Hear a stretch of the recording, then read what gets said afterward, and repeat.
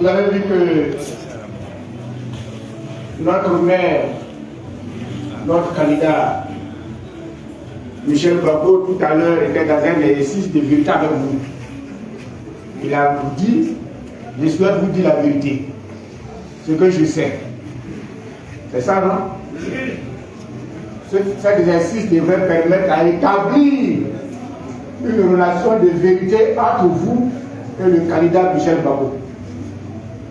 Parce que quand un peuple fait de toi un leader, tu ne ruses pas avec ce peuple-là. Quand un peuple te suit, tu ne distrais pas ce peuple-là. Tu ne regardes pas à tes intérêts personnels, tu regardes à l'intérêt du peuple. Et Michel Bako, tout à l'heure, était en train de vous dire qu'il est disposé à regarder l'intérêt du peuple et le pouvoir que vous êtes.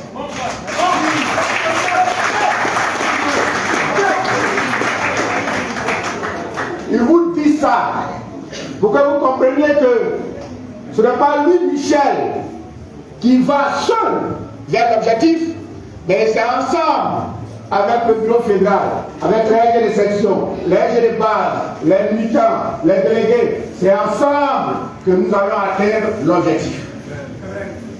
Alors il faut qu'entre vous, Michel vous fait confiance, vous aussi faites confiance à Michel. C'est bon? Applaudissez donc Michel Bako. À le pouvoir ici, à le pouvoir ici, tout doit se faire avec Michel Bako pour que le pouvoir soit récupéré les années à venir.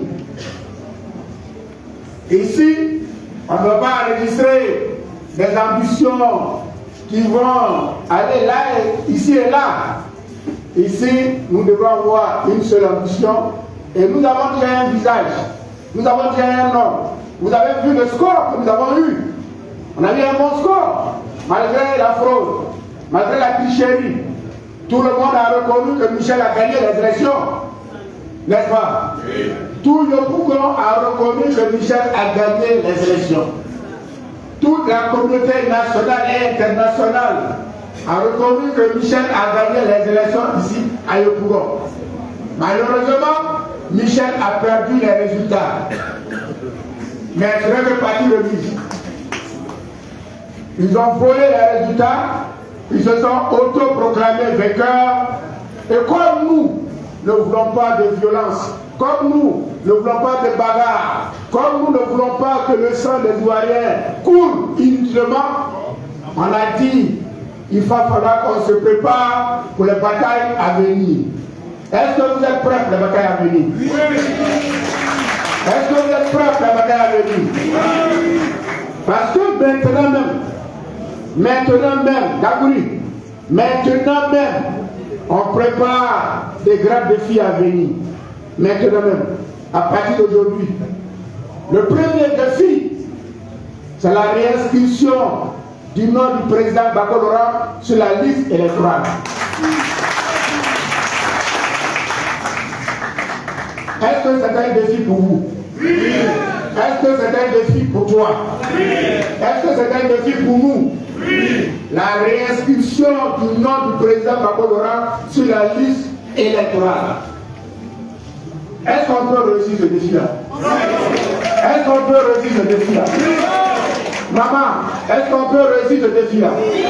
Est-ce que vous êtes prêts pour réussir ce défi-là? Oui. Applaudissez-vous. Vous savez, je demande si vous êtes prêts, parce qu'il y a des gens qui croient que nous, là, on va laisser tomber ce défi-là. Il y a des gens qui pensent que, oh, ils bavardent, ils ne feront rien. Oh, le président ne sera pas réinscrit et puis il n'aura rien. Non, le RHDP va maintenir sa position et puis ils ne feront rien. Est-ce que vous n'allez rien faire? Est-ce que vous n'allez rien faire? Est-ce que vous n'allez rien faire? Est-ce que vous n'allez rien faire? Sur ce défi-là, la Côte d'Ivoire vous regarde. Et le fédéral a dit, le pouvoir va jouer sa partition. Et je dis au fédéral, Yopougon ne jouera pas sa partition. Mais Yopougon va enclencher le combat.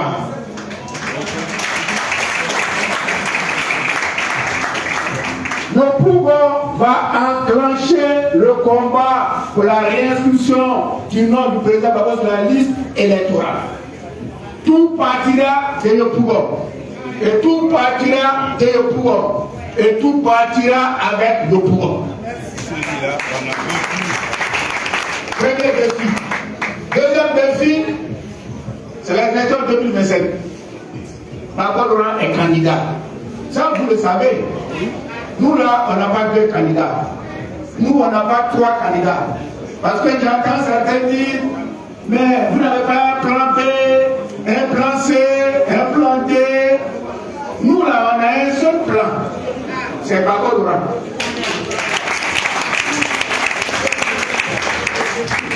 L'élection de 2025 qui arrive là, le candidat du PPACI, soutenu par l'ensemble des Ivoiriens, c'est Gbagbo Laurent. Ça, c'est un défi, parce que quand nous allons finir de le réinscrire sur la liste électorale, nous allons nous mobiliser ville par ville, commune par commune, département par département, région par région, pour l'accompagner au palais présidentiel. Et on va le faire asseoir sur le fauteuil présidentiel.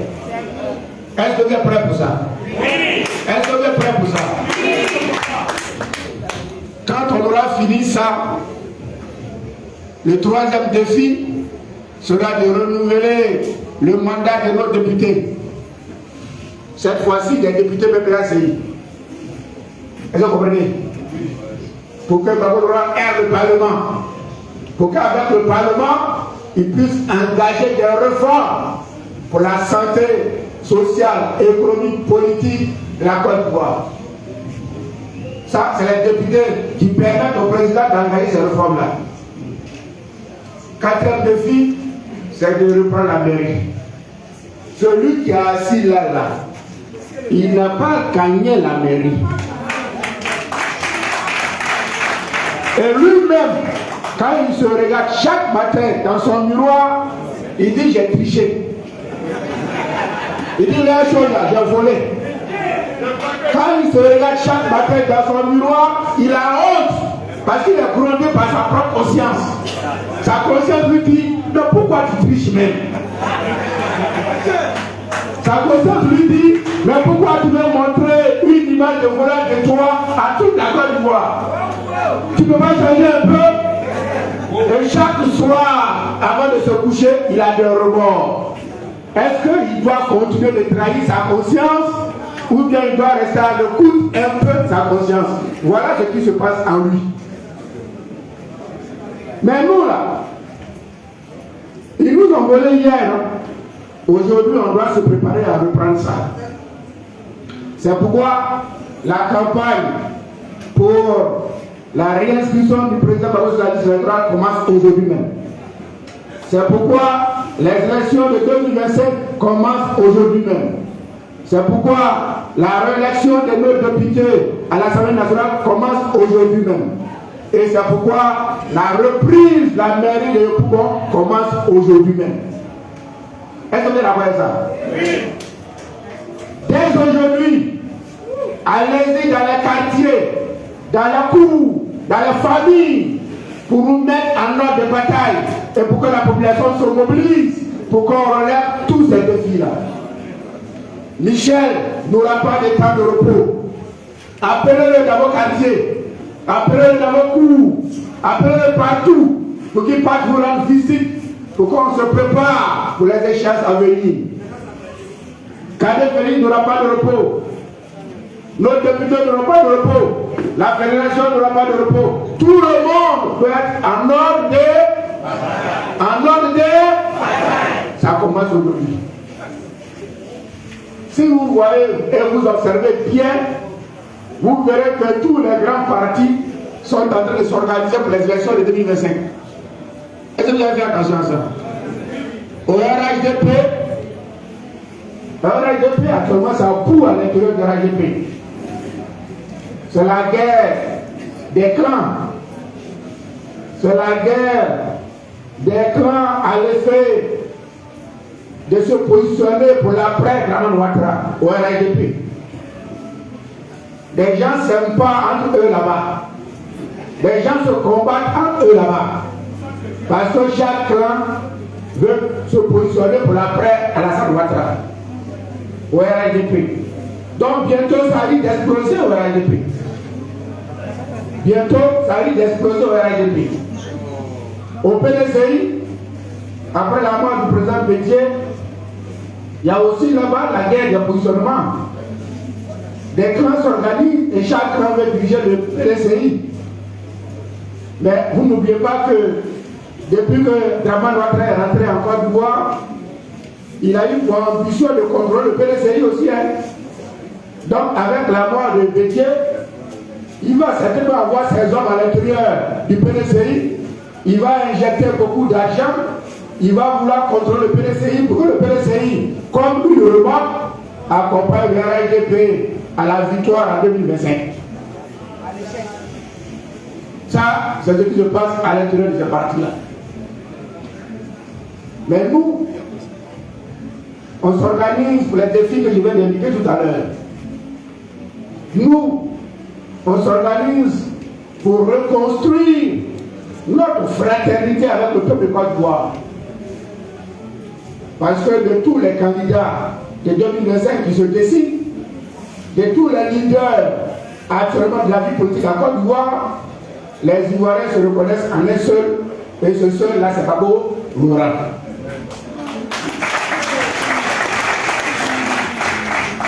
C'est lui seul qui peut sortir les Ivoiriens de la pauvreté. C'est lui seul. C'est lui seul qui peut donner l'espoir aux Ivoiriens. Parce qu'il connaît les Ivoiriens. Et les Ivoiriens le connaissent. C'est lui seul qui va prendre l'argent des Ivoiriens pour que le cacao, le café, la nacade soient bien payés et que les Ivoiriens vivent décemment. C'est lui seul qui va veiller à ce que les Ivoiriens puissent se soigner gratuitement dans nos hôpitaux. C'est lui seul qui va veiller à ce que les Ivoiriens puissent mettre leurs enfants à l'école. Et que l'école ne devienne pas une marchandise. Parce que l'école actuellement est trop chère. Les parents qui n'arrivent même pas à se nourrir ne peuvent pas scolariser leurs enfants. Les parents qui n'arrivent même pas à se nourrir ne peuvent même pas soigner leurs enfants. Mais Gbagbo vient pour réparer tous ces torts que le régime RHDP a fait aux Ivoiriens. Gbagbo vient pour que chaque Ivoirien ait la liberté de dire ce qu'il pense sans se retrouver à la prison. Parce que dans la Côte d'Ivoire actuelle, si tu dis le contraire des humeurs et des fantasmes des gens du RHDP, on te conduit en prison.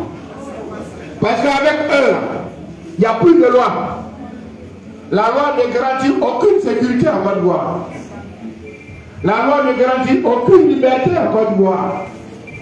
Sous ce régime-là, la loi, ce sont les humeurs, les caprices et les fantasmes d'Alassane Ouattara qui sont devenus loi. Soit tu respectes ses caprices, et puis tu es en sécurité, soit tu ne respectes pas ses caprices, et puis tu vas en prison. Mais Gbagbo vient pour que la loi garantisse la sécurité et la liberté du citoyen.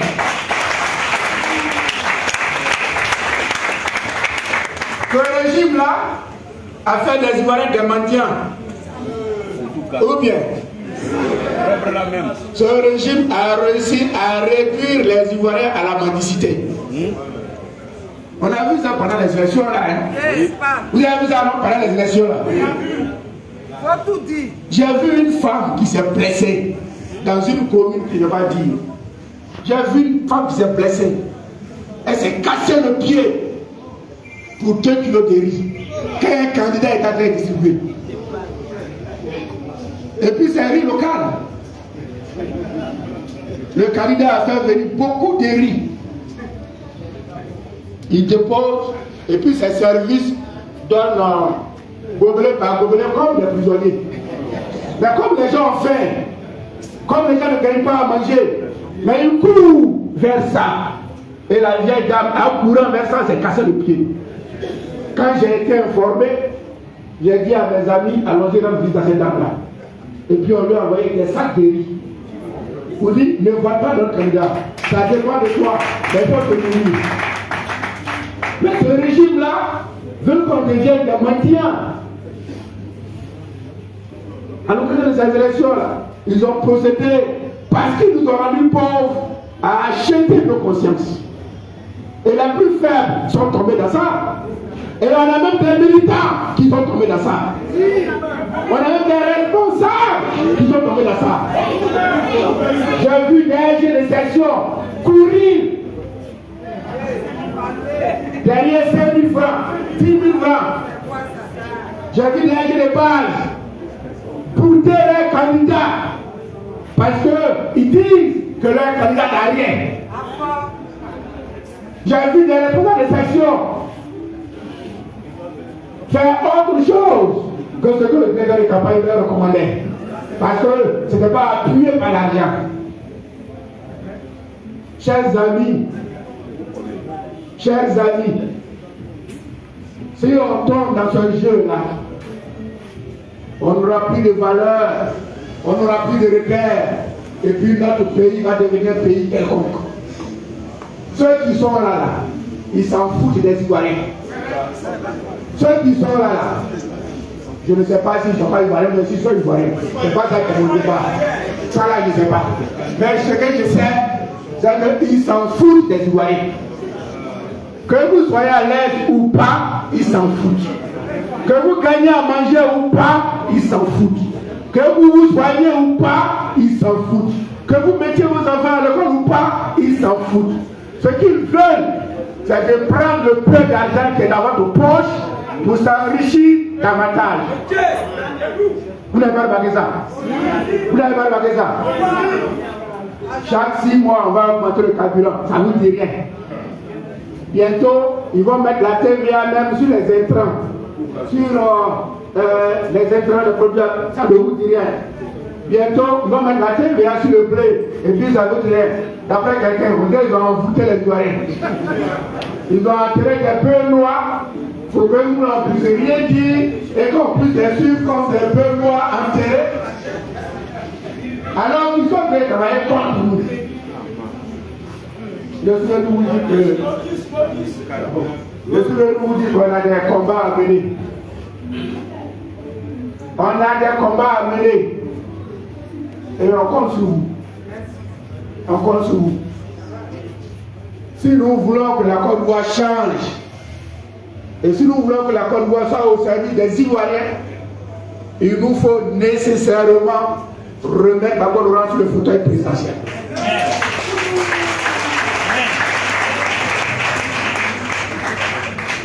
Si nous voulons que la Côte d'Ivoire se porte mieux, et même si nous voulons que la Côte d'Ivoire soit respectée à l'extérieur,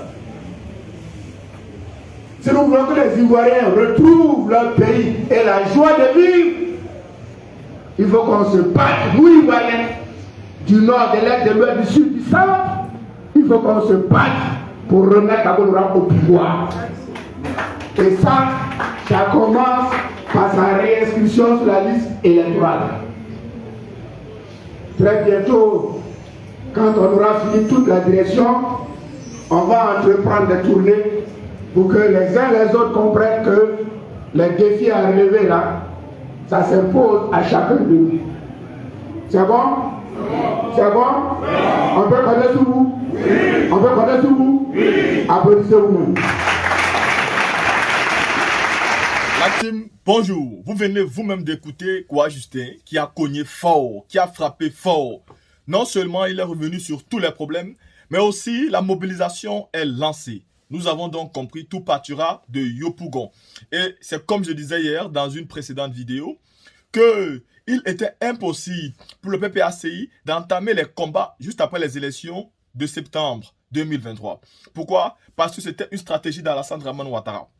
Si jamais l'opposition est ensemble ou des unis essayaient de combattre Alassane Ouattara, ils devaient tous les jeter en prison. Comme ça, il aurait pu gagner en crédibilité. Mais comme ils n'ont pas manifesté, qu'est-ce qu'il peut faire? Absolument rien. Et donc, l'opposition veut arriver au moins jusqu'en 2024 avec tous ses bras valides et donc toute sa force pour pouvoir manifester. Car devant, il y a la lueur d'espoir. Il y a des opportunités. Il y a des événements qui arrivent dont on peut s'en servir pour pouvoir gagner en crédibilité. La mobilisation a donc commencé et quoi, Justin vient à Yopougon pour dire c'est ici que tout partira. Le président Laurent Gbagbo reviendra au pouvoir, mais tout partira de Yopougon. Yopougon va commencer la manifestation. Manifestation qui va mobiliser toutes les forces vives de la Côte d'Ivoire et qui va lancer dans tout l'étendue du territoire des manifestations pour la réinscription du nom du président Laurent Gbagbo dans les listes électorales parce que le président Laurent Gbagbo n'est pas un voleur, n'est pas un braqueur, il n'a jamais volé une banque, il n'a jamais détruit une banque. Le voleur, le braqueur, c'est Alassane Dramane Ouattara. Celui qui a volé une identité et celui qui est venu dans le pays des gens pour se faire passer pour un Ivoirien et pour être président de la République. Je l'ai toujours dit, je vais arrêter de parler de la politique ivoirienne car Alassane Ouattara va perdre le pouvoir. Mais tant qu'il est président, je parlerai de ça, même s'il faut que j'en meure, parce qu'Alassane Ouattara lui-même n'a pas hésité de venir entrer dans le pays des gens et devenir président de la République et tuer même les Ivoiriens, contraindre certains en exil, même ceux qui l'ont aidé à prendre le pouvoir. Et donc, il ne mérite pas la paix, il mérite qu'on l'attaque parce qu'il veut se servir des étrangers aujourd'hui pour que les Ivoiriens ne puissent plus rien faire. Regardez par exemple.